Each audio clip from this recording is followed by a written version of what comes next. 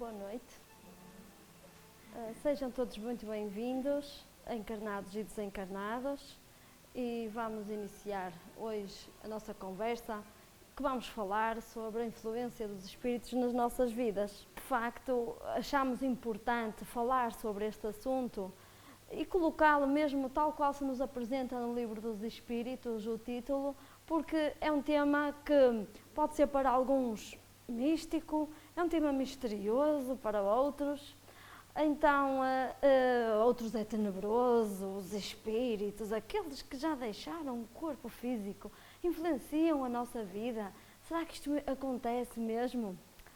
Mas mais do que falarmos sobre isto em termos teóricos, eu decidi apresentar um caso real que aconteceu e aqui na cidade de Braga. Portanto, creio que já coloquei aqui assim, ou já despertei alguma curiosidade, que é um caso que aconteceu aqui e que está descrito e muito bem documentado por Divaldo Pereira Franco, que através de Hermínio de Filomeno Miranda. Portanto, sejam bem-vindos, vamos falar sobre os espíritos nas nossas vidas e para lhe dar, e já viram que vai ser também assim um tema com um cunho prático e com o objetivo ainda de lhe dar uma maior praticidade, eu decidi elaborar aqui um conjunto de perguntas. Eu sei que vocês estão de máscaras, eu vou colocar questões a vocês, mas nós, eu creio que já estamos habituados a falar com a máscara, porque achei que seria bom iniciarmos com uma dinâmica em que possamos conversar para que não esteja aqui um papagaio ali, assim, assim, assim. Então acho que será melhor, pelo menos no início, conversarmos sobre isto com uma dinâmica. E então, influência dos espíritos na nossa vida. Hoje, o meu nome é Raquel Marisa, para quem não sabe, hoje é dia 28 de agosto de 2020. De nada. E a minha apresentação está feita e vamos então conversar. Então, tal como falei, vou colocar aqui umas questões e a questão central que nos traz hoje aqui é a influência dos espíritos na nossa vida. Será que eles influenciam mesmo a nossa vida? Então, eu vou pedir a vossa colaboração para algumas perguntas que aqui vou colocar. E para nos estender também, se calhar há pessoas que até nunca ouviram falar sobre isto, vamos usar uma dinâmica que é apenas colocar a dúvida, porque a dúvida leva-nos ao conhecimento. E então vocês apenas me vão responder sim, eu vou dividir aqui o quadro assim a meio, sim e não. Nós estamos aqui hoje 15 pessoas. Comigo 16, e vamos fazer aqui a nossa contabilidade acerca desta história da influência dos espíritos na nossa vida. Quem é que acha, aqui dentro, pode pôr o dedo no ar, que os espíritos influenciam a nossa vida? Quem é que vota no sim? Bem, é a maioria, não é preciso contar, não. Então, 1, 2, 3, 4, 5, 6, 7, 8, 9, 10, 11. 11, sim. A influência dos espíritos na nossa vida. Sim. Provavelmente abstêm-se. Não sabem? Então estou na sala certa. Boa. Boa! Estão na sala certa, na hora certa, no momento exato. Vamos conversar sobre isto. E é bom mesmo para aqueles que até colocaram o dedo no ar e afinal eles existem, também poder tirar algumas dúvidas. Obrigada, Pedro. Então, será que esta influência existe? Então, vou colocar outra questão. Todos sofremos dessa influência? Quem é que acha que sim? Sim, sim. Pronto. Todos sofremos dessa influência? 1, 2, 3, 4, 5, 6, 7, 8, 9. Todos Falta o quê? Vânia, esqueci-me de ti. Pronto, todos sofremos. Quantos é que eu contei? 9. 9. Então, 9 acham que sofremos desta influência dos espíritos na nossa vida. Mas agora coloco outra questão. Todos beneficiamos desta influência? Quem é que vota sim? Olha, eu até vou arriscar o não, que agora já nem me importa, nem me interessa isto. Quem é que acha que todos beneficiamos desta influência? 1, 2, 3.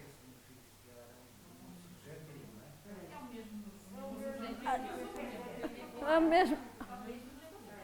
1, 2, 3, 4, 5, 6. Muito bem. 6. 7. Ninguém dá mais? Não. Ou 7. Desculpem. 7. Portanto, estão feitas aqui as nossas contabilidades. 8. Eu creio que isto agora vai. Não. E agora que eu risquei o não, temos aqui um. O não. Está bem? Claro.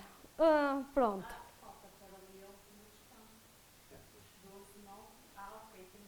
Sabe porquê? Porque o Pedro quis fazer assim. Não beneficiamos. Pronto. Ok. Ele diz, pronto, é a opinião dele e isto é a nossa contabilidade de hoje sobre a influência dos espíritos na nossa vida. E de facto, isto são questões interessantes e que a influência dos espíritos na nossa vida, se calhar surgem-nos muitas mais dúvidas acerca disso e que nós vamos tentar, claro que em 60 minutos nunca conseguimos dizer tudo, mas creio que com o desenrolar e principalmente com a apresentação do caso, nós vamos conseguir retirar algumas dúvidas que se calhar ficam no ar.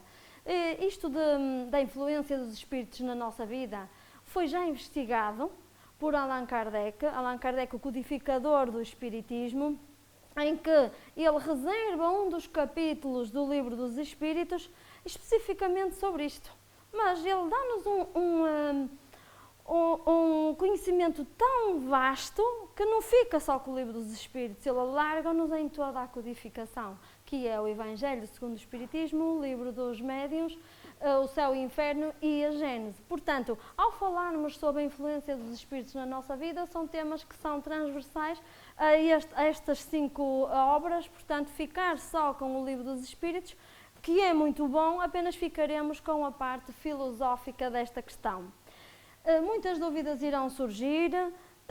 Como é que isto acontece, de facto? Como é que estes espíritos influenciam a nossa vida? Como? Quando é que isto acontece? Se calhar são dúvidas que também somos colocados diariamente. É só quando nós estamos numa igreja? É só quando nós vimos ao centro espírita? Ou onde é que acontece? É só quando estamos no cemitério que eles nos influenciam, por exemplo? É só quando estamos no nosso quarto? Então, o como, quando e onde, e esta questão do sofrer e do beneficiar e do benefício que podemos tirar com a influência dos espíritos na nossa vida é algo que está muito bem descrito e que quando Allan Kardec perguntou aos espíritos que colaboraram com ele pergunta, quando estava a estudar esta área da influência, e pergunta-lhes: os espíritos influenciam mesmo a nossa vida? E ele diz: mais do que aquilo que vós supondes. Essa influência é muito maior, muitas das vezes são eles que vos dirigem. Então, essa influência pode ser benéfica ou uma influência nociva, que é o tal sofrer ou o benefício que se lhe podemos dar. Temos toda a informação e agora podemos questionar: então como é que o Espiritismo nos ajuda neste sentido? Já que por vezes fala-se em influências nocivas, porque esses espíritos até podem nos influenciar negativamente. Então, como é que o espiritismo nos ajuda? Através do conhecimento. Toda a sua estrutura é fundamentada num conhecimento grande, em que nós, para além do mundo dos espíritos, de conhecer o mundo dos espíritos, nós conhecemos mais que isto. O espiritismo sendo definido como a ciência da alma e do seu destino, nada melhor que o próprio espiritismo para nos ajudar nestas questões da alma. E a influência dos espíritos na nossa vida tem muito a ver com a parte psicológica do ser humano e que o espiritismo influencia e explica e muito bem. Então, para conversarmos sobre isto, nós vamos ter que admitir os espíritos, não é? Conversar sobre a influência dos espíritos sem admitir os espíritos, bem, não estaríamos aqui a fazer nada. E esta influência dos espíritos, bem, se calhar precisávamos de ouvir outro conhecimento para perceber então os espíritos, que todos somos encarnados ou desencarnados. E que hoje vamos dar especial importância àqueles que já perderam o corpo físico, porque é uma questão de didática. Apeteceu-nos hoje conversar sobre os espíritos que já desencarnaram, que já perderam o corpo físico e como é que eles podem influenciar a nossa vida. Portanto, vamos partir da premissa que todos admitimos a existência dos espíritos, e até porque eles já foram medidos, pesados e entrevistados em laboratórios científicos. E vocês ficam assim, é lá, o que é que eu estou a perder? É verdade. William Crookes, por exemplo, foi um dos investigadores que conseguiu fazer experiências de materializações. Ele conseguiu pesar quando o espírito Katie King se lhe apresentou e ele lembrou-se, vamos lá pesar isto. Portanto, a partir daqui, os laboratórios científicos trataram esta questão muito bem. O espiritismo como ciência também tratou esta questão de admitir a existência dos espíritos. Creio que podemos partir para outra questão, que é o seguinte: a partir do momento que nós admitimos os espíritos, eles podem estabelecer connosco os tais vínculos. E esses vínculos tanto podem ser positivos como negativos. E esses vínculos podem ser positivos ou negativos a depender do nosso estado vibratório. E eu coloco ali, a depender do estado vibratório, os espíritos desencarnados, meto entre parênteses porque eu vou dar maior ênfase. No entanto, os espíritos encarnados também podem estabelecer vínculos conosco. Os professores, por exemplo, estabelecem vínculos positivos com os alunos. Um amigo estabelece um vínculo positivo conosco. Então, vamos dedicar-nos a estes que, portanto, como eu estava a dizer, estabelecem vínculos positivos e negativos e, de facto, falar sobre os vínculos positivos é algo muito interessante. Só que a mim apeteceu-me falar sobre um vínculo negativo que nós lhe chamamos de obsessão e que está muito bem tratada e que nós trazemos este assunto hoje aqui para verificarmos que a obsessão não é um bicho de 7 cabeças, não é algo que temos que estar ali aprisionados neste vínculo negativo e que vamos vê-la com naturalidade, a encarar este tema com a naturalidade que ele é, porque é uma área que faz parte da natureza humana, que podemos então estabelecer estes vínculos negativos. Então, quando se estabelecem esses vínculos negativos, um dos motivos para que se deem esses vínculos negativos são experiências reencarnatórias mal sucedidas. Nós, lá num passado, deste ir e vir que se chama reencarnação, lesamos alguém porque nos desajustamos ou, o teu marido é melhor que o meu, sei lá, eu estou aqui assim a divagar, podem surgir outras questões. Estávamos nós numa outra vida Entretanto, desencarnamos, não perdoamos, temos a oportunidade de reencarnar novamente, mas esse ser ainda não reencarnou. E está ali, junto a nós, através de vínculos negativos, a tentar que haja uma vingança, a tentar fazer, no fundo, justiça com as próprias mãos. Este é então um dos motivos, e que eu apenas vou ficar com ele para vos apresentar então um caso real de influência dos espíritos na nossa vida. Este é um caso que está descrito em Grilhões Partidos, um livro de Manuel Filomeno de Miranda, e como estão a ler, Manuel Filomeno de Miranda é um espírito, já que estamos a falar sobre a influência dos espíritos na nossa vida, influenciou positivamente o Divaldo Pereira Franco, que tem a capacidade de psicografia, a escrever este livro, que é um drama. E que, tal como o nome indica, Grilhões Partidos, vai nos ajudar a ver que às vezes aqueles grilhões da dor ajudam então a experiências mais grandiosas. Este livro é tão interessante, que Jorge André dos Santos, que se calhar alguns conhecem, é um médico psiquiatra brasileiro, ele já desencarnou em 2017, em que ele nos vem falar sobre o livro. Logo no início ele diz-nos que achamos o livro simplesmente notável. Nas suas páginas iniciais apresenta a temática obsessional, logicamente precisa, traçando um perfil bem característico sobre a equipa das estações de obsessão, sobre os obsessores e sobre os obsidiados.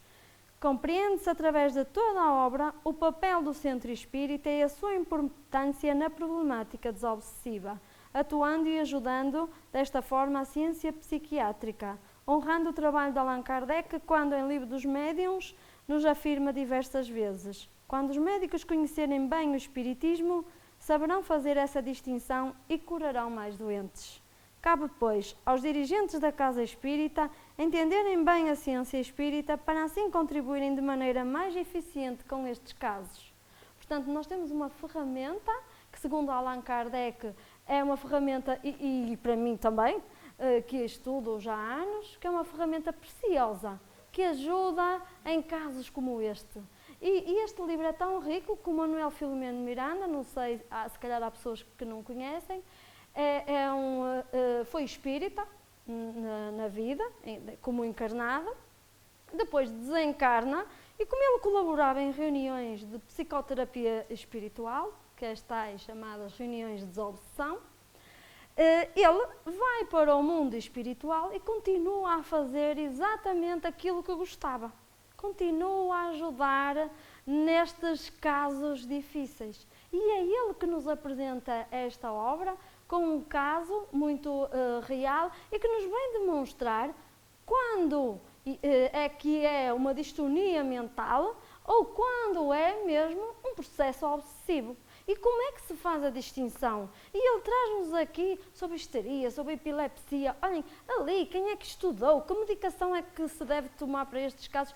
Tudo ali tão pormenorizado que é deliciosa esta obra. É por isso que eu me lembrei de a trazer.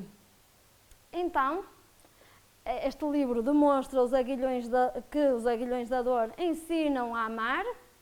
Isto é um drama, que nós já vamos ver. É um drama que nos ajuda a perceber que, afinal, aquilo que estava ali a fazer um bocado de moça, numa determinada altura, ensinou a amar.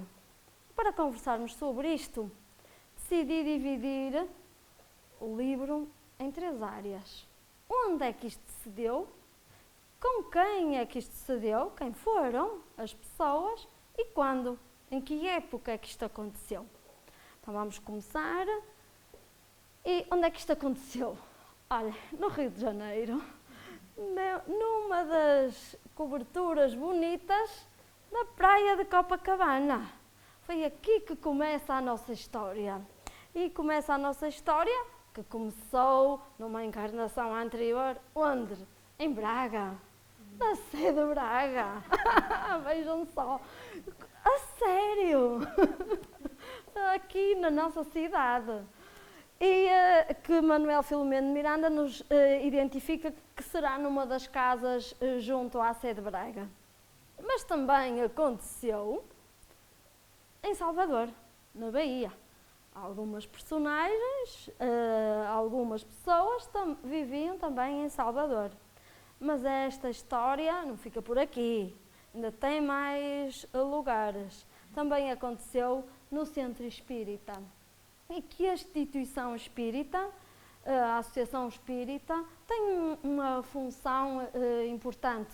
Tem a função de acolher e aqui estão voluntários, e hoje é o Dia Internacional do Voluntário, portanto podemos louvar a todos os voluntários e que este trabalho que nós fazemos no Centro Espírita também é um trabalho voluntário e que estão aqui estas pessoas sempre de sorriso aberto, sempre muito disponíveis, prontos para acolher, consolar. Mas mais que isto, porque de facto muitas das problemáticas são necessárias aquele colinho, aquele carinho, e que o Centro Espírita, com todos os seus voluntários, sabe muito bem fazer isto, mas mais que isso, é o esclarecimento que nos dá, através dos cursos, e aí sim, tornar pessoas autónomas. Esta é a grande ferramenta que o Centro Espírita nos fornece. E assim foi. Só que claro que também não vamos dizer que o Centro Espírita é a salvação de todos, porque isto aconteceu verdadeiramente no plano espiritual. Foi aqui que os benfeitores acharam que aquele determinado centro espírita tinha as condições necessárias para mais rapidamente conseguir a terapia que necessitavam.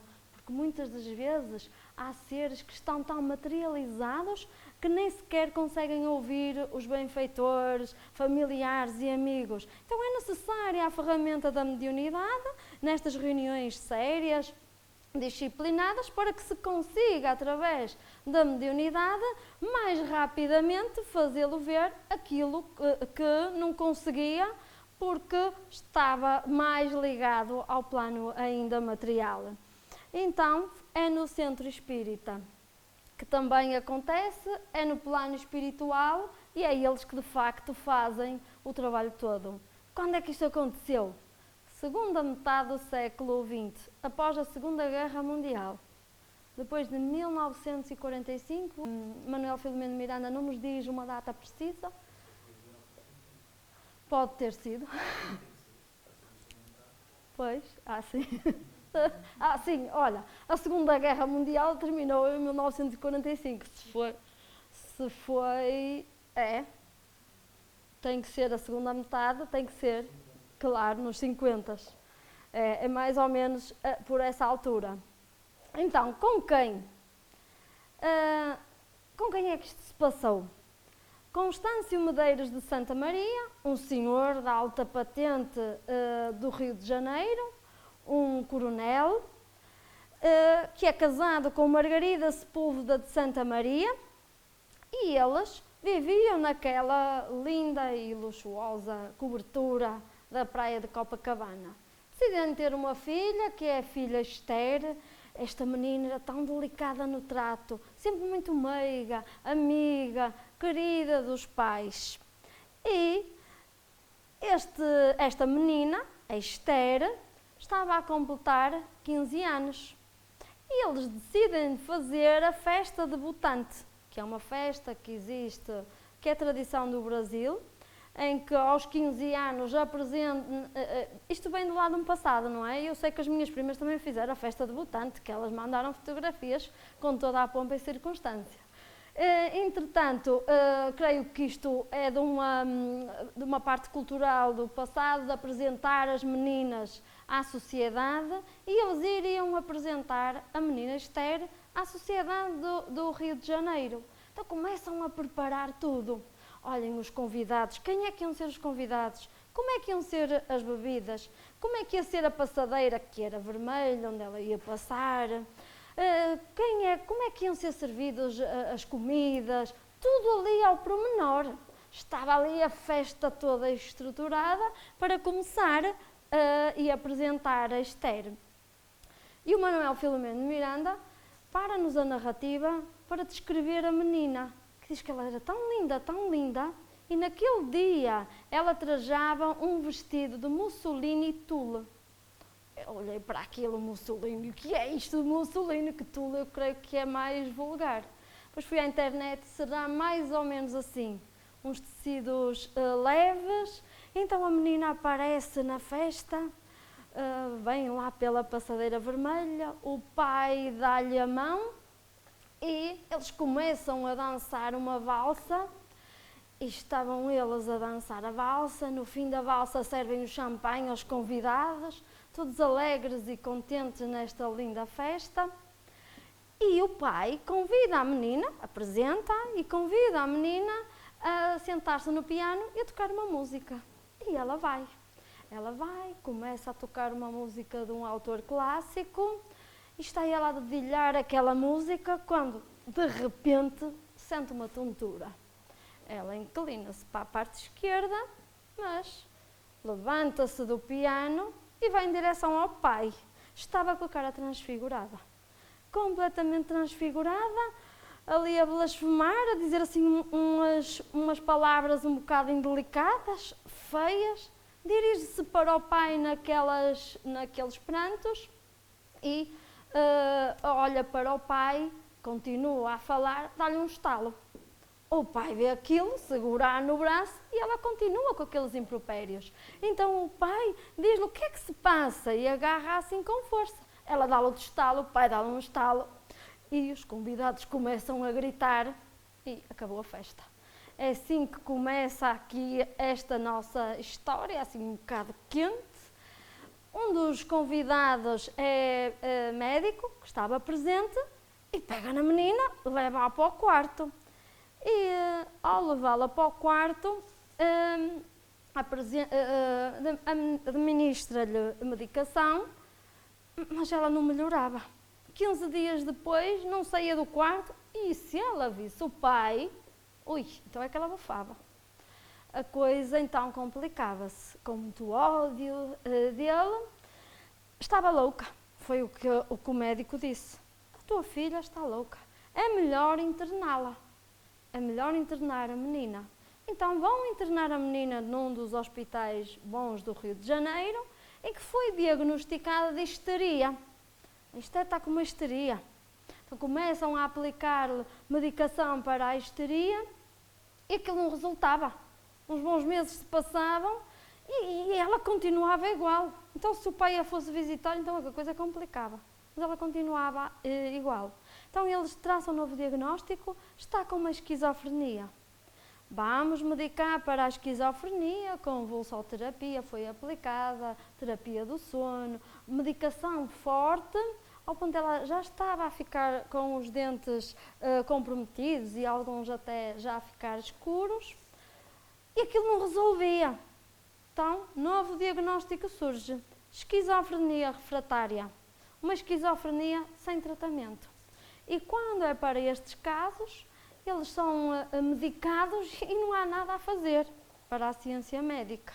Não há nada a fazer e estão eles ali, lá deitados numa cama ou em locais próprios onde podem se movimentar, e estava ela lá deitada. Só que a gênese do problema desta menina é uma obsessão. É uma obsessão e que Allan Kardec reserva-nos um capítulo no Livro dos Médiuns que nos trata com muito rigor a problemática obsessiva, em que classifica lá a obsessão em 3 grandes áreas, a obsessão simples, a fascinação e a subjugação.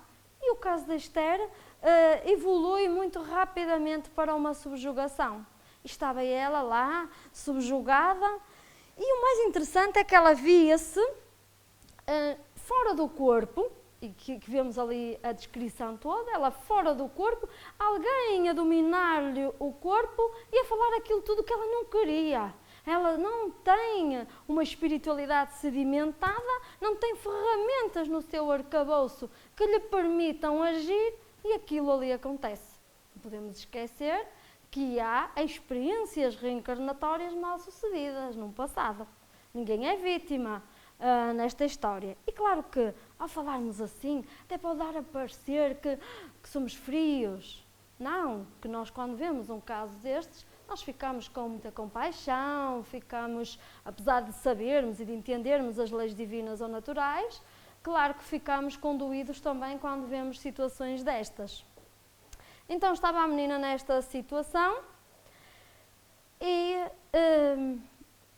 a espiritualidade começa logo a agir, e uma parte interessante do próprio livro é que nós vemos que os espíritos amigos estavam ali, eles trabalham afincadamente para ajudar, como podem, dentro também das leis divinas ou naturais que respeitam sempre. E tal como existe nas escolas, nos nossos trabalhos, existem amigos encarnados que também sofrem uma influência positiva desses benfeitores para ajudar em determinados casos, e nós às vezes, sem nos apercebermos, somos essas ferramentas de benfeitores. Então no hospital existia uma enfermeira, que ela era espírita, chamava-se Rosângela, e ela é médium. E ela, quando vai dar a medicação à menina, ela sente uma compaixão diferente, sente-se envolvida com sente uma coisa diferente, que aquilo não era só uma esquizofrenia. Então ela vai ler o relatório médico e é aqui que ela sente mesmo que deveria falar com os pais. Bem, eu vou lá, vou falar com os pais, porque provavelmente eles têm uma ferramenta que poderá ajudar neste caso. Então lá vai ela, para a casa dos pais. Fala com os pais da menina, que acham uma ofensa.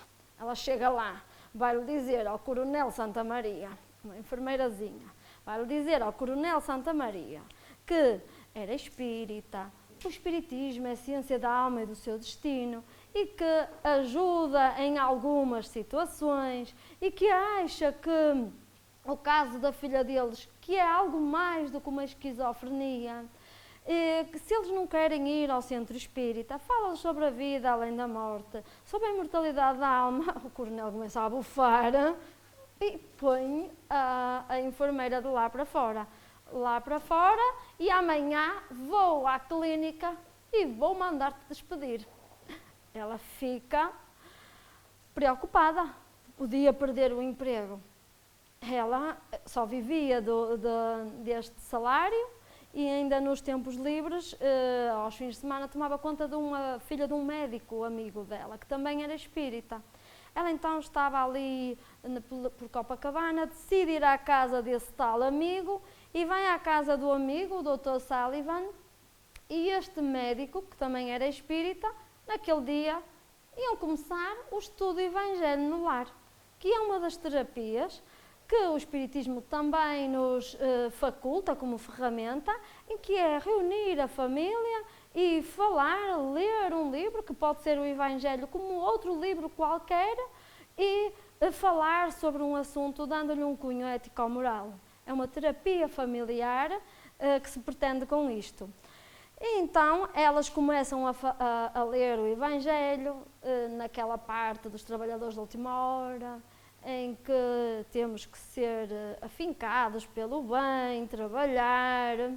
Entretanto, o Dr. Sullivan, que até era médium, sente-se envolvido pelo Dr. Bezerra de Menezes e recebe uma psicografia dirigida a ela e diz-lhe para ela não responder ante qualquer ofensa, para silenciar, defender-se, claro, com dignidade, mas nunca repostar quando alguém estiver com raiva.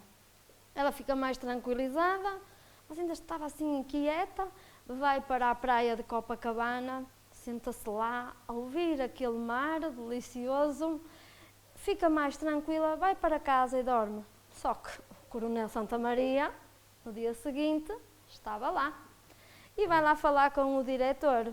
E olha, o diretor é o Dr. Nilton Silva, que por acaso é o psicoterapeuta do bom humor, uma pessoa sempre bem disposta, alegre, mesmo naquela clínica, com aqueles casos todos problemáticos.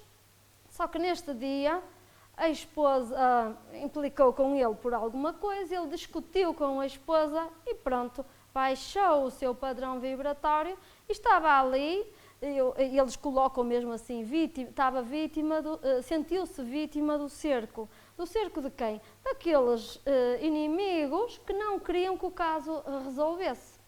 Então, ele fica todo enraivecido com a enfermeira e chama ali à sua beira, pede-lhe para sentar, todo já com os nervos à flor da pele, e dá-lhe assim 2 recados rápidos e ela diz-lhe: o Dr. Nilton Silva conhece-me muito bem.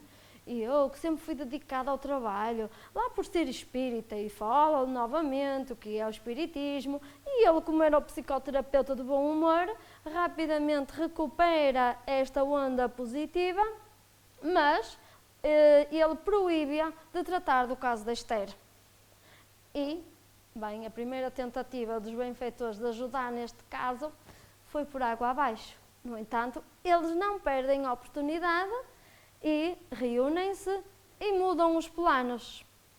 Eles sabiam da existência de uma festa que iria acontecer em homenagem aos combatentes da Segunda Guerra Mundial.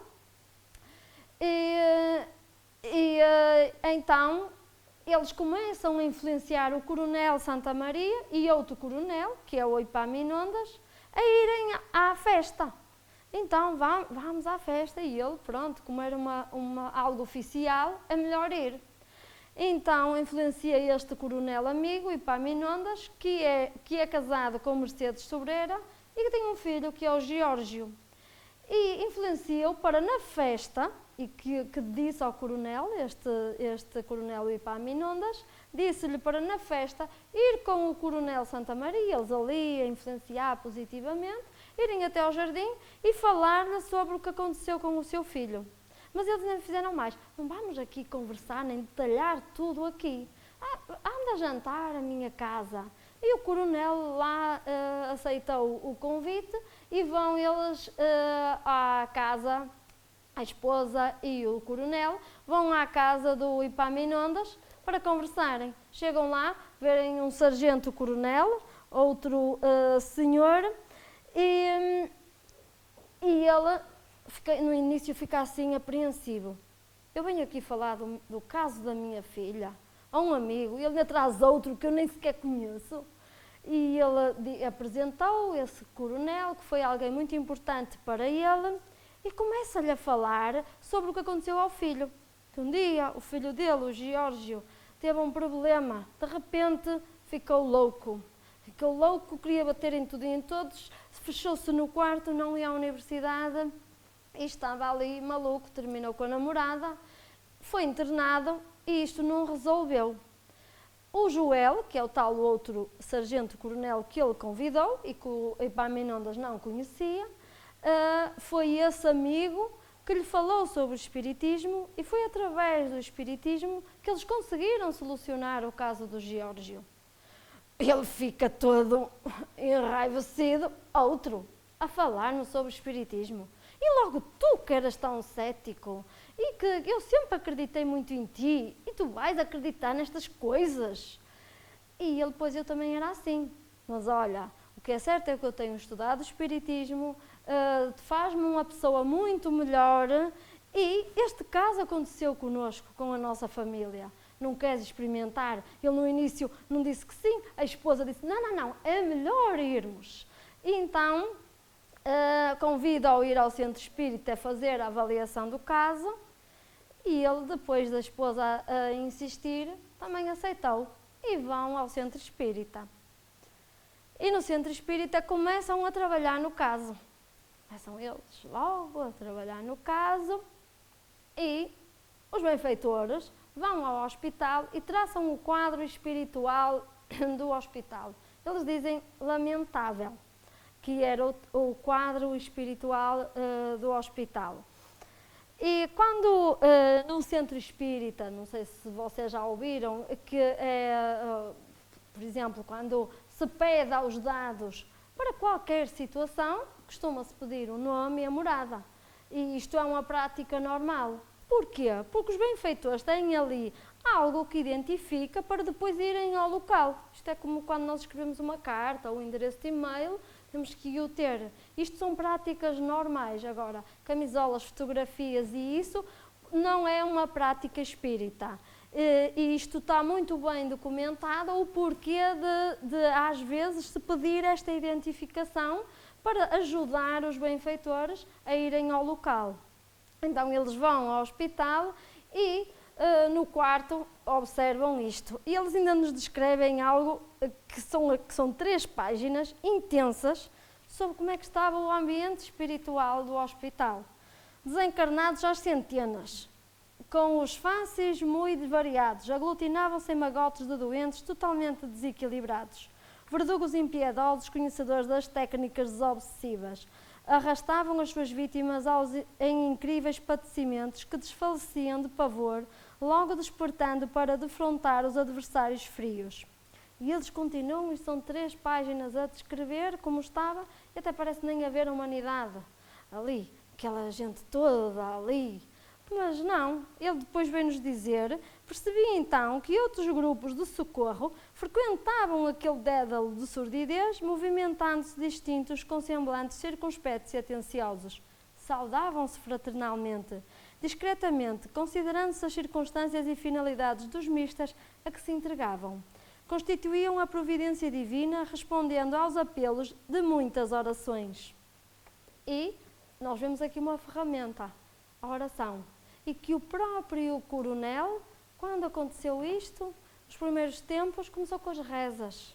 Só que aquilo não deu efeito nenhum, eram palavras, e ele começa a desacreditar então naquelas palavras e passa a ser um cético total. Bem, estamos no hospital e no quarto temos estas 4 meninas que não estão por acaso com a Esther. Então temos a endóxia com uma esquizofrenia e eles depois vêm descrever que fazem uma ficha espiritual. Depois a Viviane, como epilética, ela matou o marido e que agora era o seu pai, explorava jovens e que uma delas era a mãe, e que desde cedo tinha epilepsia, como não arrumaram bem e não perdoaram, outra das ferramentas que também pode ser usada, não perdoaram as coisas, traz-lhes agravantes em termos espirituais e ela vem com uma epilepsia.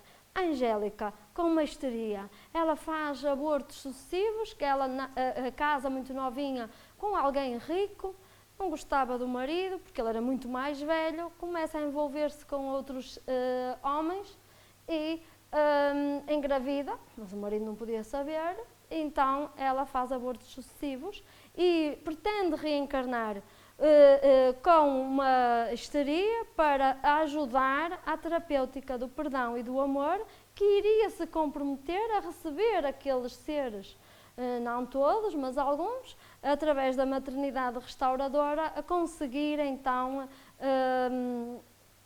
saldar, reparar alguns danos que fez. E eu trago estes casos aqui a cor-de-rosa, e que depois vamos falar sobre a Esther, porque é aqui que o Manuel Filomeno de Miranda faz uma descrição muito interessante, mostrando-nos a parte do cérebro, em quando elas trazem uma esquizofrenia, porque já o cérebro físico tem mesmo danos, quando é uma epilepsia, e porque o perispírito passou para o corpo físico e há mesmo danos em termos cerebrais. Isto nestas 3 doenças e em que zonas do cérebro há esses danos. A Esther não. A Esther tinha o cérebro físico limpo. Estava ali com uma subjugação, mais passado, que lhe traz uma loucura. Então, sabemos que ninguém é vítima, certo? E que estas meninas também, consoante nós vemos no livro, elas não estavam ligadas, as 4, no mesmo quarto por acaso. Porque elas, todas as 4, foram beneficiadas de tratamentos e quais os tratamentos que foram ministrados a cada uma delas. Então diz-nos o Manuel Filomeno de Miranda que mesmo nestes casos temos de levar em conta os fatores kármicos, incidentes para imporem ao devedor o precioso reajuste com as leis divinas. Utilizando-se do recurso à enfermidade de resgate, expiação purgadora de elevado benefício para todos nós. Tudo aquilo que nos parece um medicamento amargo às vezes, não é? É um benefício no futuro. Se calhar até podemos dar um exemplo. Por exemplo, um médico quando tira as amígdalas, ele vai rasgar aquilo tudo ali, mas depois vai trazer um grande benefício com a retirada destes órgãos que estão ali. E assim acontece com a reencarnação, quando acontecem estes casos. Mas convém considerar que antes de qualquer esforço externo, portanto, o centro espírita é importante, os familiares são muito importantes, os amigos também, mas há que o paciente se predispor à renovação íntima intransferível, ao esclarecimento, à educação espiritual, a fim de que se consciencialize as responsabilidades que lhe dizem respeito, dando início ao tratamento que melhor lhe convém, partindo de dentro para fora. Porque claro que se o paciente continuar com a mesma atitude e comportamento, o centro espírita ajuda num caso, que conversamos com aquele espírito, mas a pessoa que está na mesma sintonia vai atrair outros seres na mesma sintonia. Então, os pais passam a frequentar o centro espírita. Vão às palestras, que são as ferramentas que o centro espírita nos oferece, oração, ensinam a fazer o estudo do Evangelho no lar, que já falei um pouco, recebem passe e levam o caso para a reunião de intercâmbio. Vamos lá ver, vamos conversar com os espíritos, que é igualzinho a uma reunião de atendimento com encarnados. Ali estão sem corpo físico. Então surgem as revelações. Há um obsessor que se chama Matias e que é um baiano, e que conviveu com o Coronel Santa Maria quando estavam no campo de batalha, em guerra, e ele pediu-lhe ao Coronel que não queria ir para a guerra. Por favor, não me deixe ir, eu sei que eu vou morrer. E ele tanto que insistiu que ele fez um acordo com o Coronel. Se eu morrer no campo de batalha, vai a Salvador, à Bahia, dá-lhe o endereço, tudo, e ajuda a minha mãe e a minha irmã, porque eu sou o único sustento delas. E ele, está bem, vai lá que eu vou, fica com o papel e pronto. O que é que acontece? 5 anos mais tarde, ele recompõe-se, recobra a lucidez e lembra-se da mãe. Vai à casa da mãe e vê a mãe, que é a Abigail, como uma sofredora. Mas mais que isso, vê a sua irmã, a Josefa, a prostituir-se. E ele fica, aquele coronel vai-me pagar. E ele que me prometeu, e não sabe como, envolvido numa raiva, num ódio, estava ele na festa debutante da menina. E aconteceu aquilo tudo, mas ele não sabe como é que chegou lá. Tudo ligado pelo pensamento. E então estava ele lá e aconteceu aquela história toda que nós ouvimos. Só que Esther não é inocente. Isto aconteceu, tal como o nome indica, para partir grilhões que estavam lá de um passado. Então novas revelações surgem. A Eduardina, que é Esther, tinha um relacionamento amoroso com o Monsenhor Severo. E nesta altura, a Eduardina e o Monsenhor Severo, e todos eles que já vamos ver, viviam em Braga, aqui perto da sede de Braga.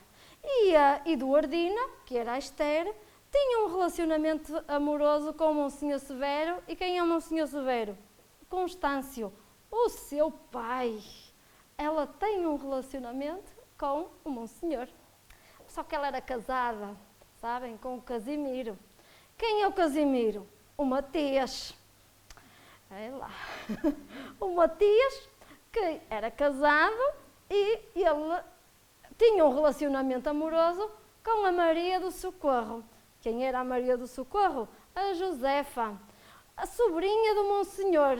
E que história, não, Carla? Ainda tu não viste nada. Exatamente, mas foi tudo muito... Dá trabalho, as equipas também trabalham e ajudam neste processo. E claro que hoje não vamos falar sobre um processo reencarnatório, mas talvez um dia possamos falar sobre isto. Então, estes dois, que tinham um relacionamento amoroso, têm uma filha, que é a Constança, que é a Abigail, a mãe do Matias. Só que a Esther, uma menina rica, aqui da cidade de Braga, uma filha do meu marido com outra? Não. Então, com as suas técnicas de sedução, vai de volta do Monsenhor Severo, mata aquela criança. Ele não tem coragem e pega na menina e entrega a um orfanato. Mas ela continua e diz assim, não, também não quero a Maria do Socorro, a tua sobrinha. E então ele envia-a para um convento e ela enlouquece no convento. O que é que faz a Esther? Tu que sabes a nossa história toda, também não te quero. Então assassina o Monsenhor Severo. Pronto. E o que nós vemos com esta história, que é um drama, é que de facto estão todos amarrados aqui. E que o amor estava ali doente e amarra estes seres pelo ódio.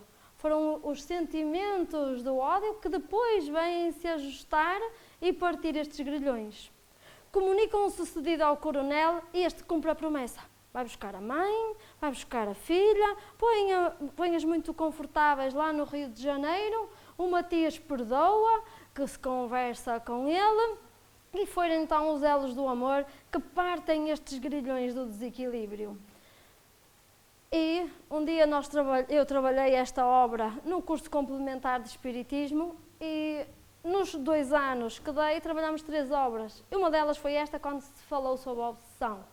E uma das conclusões de uma que frequentava o curso disse assim, o amor une e o ódio ata. Foi a conclusão que ela tirou quando analisou esta obra. E de facto, só o ódio é que atou aqueles seres, a toda tal ordem, que eles precisavam do amor para os unir. E foi o que aconteceu, que depois ficaram melhores. Então nós vemos que existem vínculos negativos que nada mais são que experiências reencarnatórias mal sucedidas, daí que a reencarnação é magnífica. É uma oportunidade única para nós aprendermos. Aprendermos o quê? Alguma coisa. E que é para que nos serve a reencarnação. Entretanto, falámos um pouco sobre o obsessor, não é? E o obsessor não é um monstro. E é isto que o Espiritismo nos mostra, em que também não é um ser estranho a nós. É alguém, é um amigo, a quem os sofrimentos e desenganos desequilibraram. Nós, através de experiências mal sucedidas, porque a nossa vida é feita de experiências e nem sempre essas experiências correm bem, desequilibramos alguém, esse alguém não perdoa, mas foi nosso amigo e está ali junto a nós para, no fundo, fazer justiça com as próprias mãos. Entretanto, Manuel Filomeno de Miranda dá-nos uma conclusão espetacular neste livro. Diz-nos assim, o Espiritismo é o maior preservativo contra a obsessão. São palavras dele. E, de facto, se nós virmos, é verdade. Então, traz-nos uma receita, como eu continuei com a linguagem dele, e coloquei lá, de facto, como preservativo, traz-nos a autocura. Como é que se processa essa autocura? Através do conhecimento. Percebendo como é que funciona o pensamento, como é que funciona o mundo espiritual, como é que funciona esta influência dos espíritos na nossa vida, nós vamos ter um arcabouço muito maior, para além de que este conhecimento também nos traz a saber algumas ferramentas das quais nós podemos usar. Então, Allan Kardec vem nos dizer o seguinte, a melhor técnica para se afastar um mau espírito é o homem tornar-se um bom espírito. Então, seguindo aquele dito popular que não cai uma folha de uma árvore sem que Deus saiba, também não vem à nossa casa, ou não há uma autorização superior de espíritos superiores, que alguém venha à nossa casa nos perturbar, sem que seja para nos ensinar alguma coisa. Mas nós também temos ferramentas.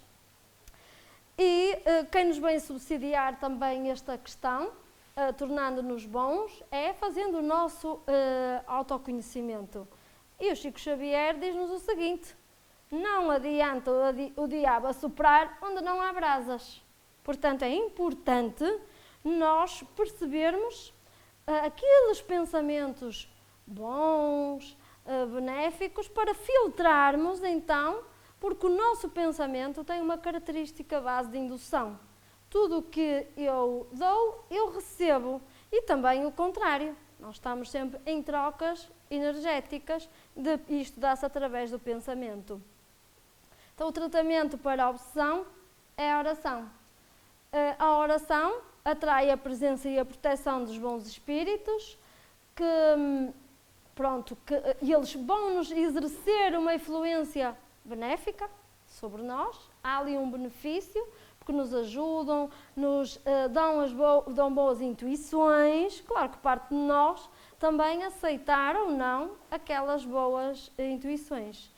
Em relação à oração, não me vou estender sobre a oração, porque estudava, podíamos falar aqui horas sobre a oração, mas o Espiritismo vem nos falar sobre a oração, que, tal como diz uma amiga minha, que ela deve ser curta e grossa. E o que é isto? É curta, palavras fáceis, entendidas por nós, não é preciso uma reza qualquer, e grossa no sentido de encorpada ali, sumarenta, com muito objetiva.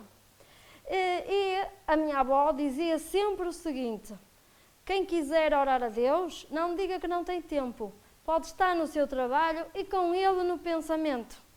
Portanto, se nós cumprirmos as nossas obrigações diárias, nós também já estamos a orar. Porque a oração não é só feita com palavras. E o Espiritismo explica-nos isto muito bem, que muitas das vezes mais vale bons atos do que palavras muito bonitas. Outro dos tratamentos, e eu pego nos dois que foram muito bem e objetivos através do livro, é o perdão. E o perdão é um amigo da alma. Foi através do perdão que se quebraram aqueles grilhões e que foi bom para o próprio, bom para o Matias, bom para aquela menina e bom para a sociedade, para todos os envolvidos. Falar sobre o perdão é algo muito interessante e que a ciência hoje investiga sobre isto e sobre a oração. Eles estão a chegar rapidamente a tudo aquilo que Jesus já disse há uns bons anos atrás. E sobre o perdão, dizem-nos que aquelas pessoas que alimentam o ressentimento, isto está aprovado com análise ao sangue, são libertadas substâncias químicas no organismo que os prepara para atacar, nomeadamente o cortisol, que vai fazer aumentar a tensão arterial, depois é descarregado colesterol na circulação e andamos mal dispostos, inquietos, não fazemos a digestão e é assim quando nós andamos com a cabeça muito ocupada ali a atar-nos com estes tais grilhões. Então temos aqui as ferramentas: conhecimento, oração e perdão. Foi o que este livro e que o Espiritismo também nos traz a saber sobre estas ferramentas que podemos usar e devemos, e que nós somos uns sortudos, porque temos também a oportunidade de vir à Casa Espírita e podermos falar e dialogar e estudar estes assuntos. Entretanto, a bibliografia que consultei para esta conversa foi o Livro dos Espíritos, o Evangelho segundo o Espiritismo e o Livro dos Médiuns. Claro que dei um ênfase maior a grilhões partidos, mas também peguei em mecanismos da mediunidade e nos domínios da mediunidade. O Chico Xavier traz-nos livros belíssimos e que hoje a ciência médica está a chegar àquelas conclusões. Se vocês tiverem curiosidade e quiserem ver uma investigação séria que se fez sobre livros do Chico Xavier, é só ir àquela plataforma médica, à PubMed, e escrever Chico Xavier e já vão ver alguns destes livros em que os próprios médicos estudam e verificam com aquela informação toda, vão fazer aqueles testes e vão ver se é verdade e conseguem hoje chegar àquelas conclusões que o Chico Xavier conseguiu lá longe, naquela terrinha lá no Brasil. Portanto, isto são informações que surgiram em 1940 e poucos e que hoje a ciência está a pegar nestes livros e a estudar estes livros e a chegar a essas conclusões que André Luís nos diz. E lembrei-me agora aqui disto assim, porque de facto são livros muito interessantes. O Mecanismos da Mediunidade é um livro difícil, com uma técnica bastante apurada, mete muita física, fala-nos muito sobre o pensamento, como é que os espíritos influenciam a nossa vida e fala-nos sobre as ondas, que para mim, olha, é algo um bocado difícil, mas é muito interessante e creio que aqueles que percebam então vão entender aquilo muito bem.